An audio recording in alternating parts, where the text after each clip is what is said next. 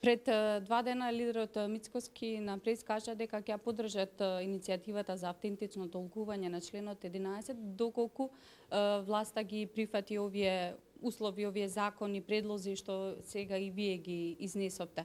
Дали тоа значи дека без да ги прифати овие предлози ВМРО-ДПМН нема да го поддржи барањето за автентично толкување? Најпрво ќе ми дозволите да ве коригирам малце, бидејќи на ова иста говорница од ова пресала, председателот Мицковски многу јасно, прецизно и концизно кажа дека никакви условувања со правдата нема да има. Се извинувам, но не го прифаќам овој начин да се испинува она што го кажа председателот Мицковски и само ќе повторам дека ВМРО-ДПМН не се игра со правдата. Нема никакви условувања за правдата и се што е во насока на владење на правото и на она што е правично и праведно, секогаш ќе поддржи. Така да и овој пат нема никакви условувања, ќе поддржиме се што е во насока на владење на правото. Го прифатиле сега или не е небитно. После 13 април, доколку не го прифатат сега, тоа што го предлагаме доаѓа. Уште едно прашање, еден коментар во однос на повикот од пратеничката Емилија Александрова, независната пратеничка група на ВМРО-ДПМН вчера за оставка од председателот на ВМРО-ДПМН поради иницијативата за предвременна ратификација на членството во НАТО. Видете, најпрво сакам да кажам дека не станува збор за никаква независна пратеничка група на ВМРО-ДПМН. ВМРО-ДПМН си има пратеничка група во Собранието на Република Македонија. Како сакаат да се именуваат сами не можеме да забраниме, меѓутоа во секој случај воопшто не станува збор за никаква независна пратеничка на ВМРО-ДПМН.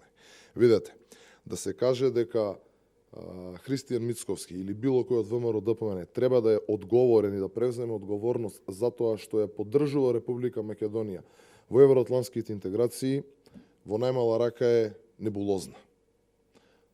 А се она што произлегува од тоа ќе оставиме граѓаните да ценат, бидејќи можеби станува и за една несреќна изјава, можеби многу повеќе станува за нарачана изјава, бидејќи со ова не се веќе, како што знаете, 8 мина, туку веќе се 7 мина и внатре видовме од изјавите кои што следаа дека воопшто не е заеднички став на нив и дека само се докажува дека работат по директна команда на Заев и дека испорачуваат веројатно нешто за што останале должни.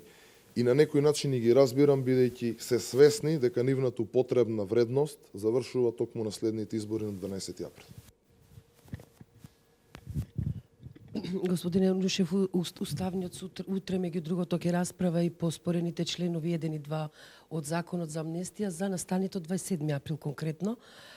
Еден од основите на кој што се повикува подносителот е селективна правда во смисла на дел од луѓето се во затвор, дел од луѓето се амнестирани, многумина од нив се и ваши членови, па како го коментирате се това?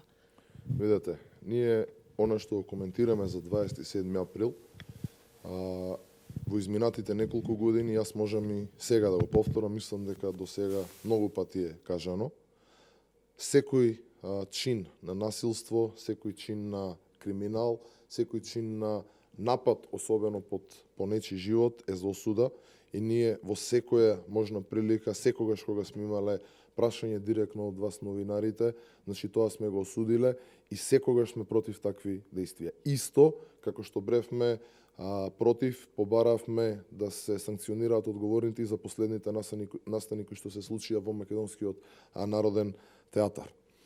Од друга страна, бараме исто така неселективно спроведување на правдата, односно за вистинско владење на правото и вистинска примена на законите. И исто така сметаме дека осудените и за оние сите кои што се водеше постапки за тероризам, дека се неосновани и дека се хајка против тие луѓе.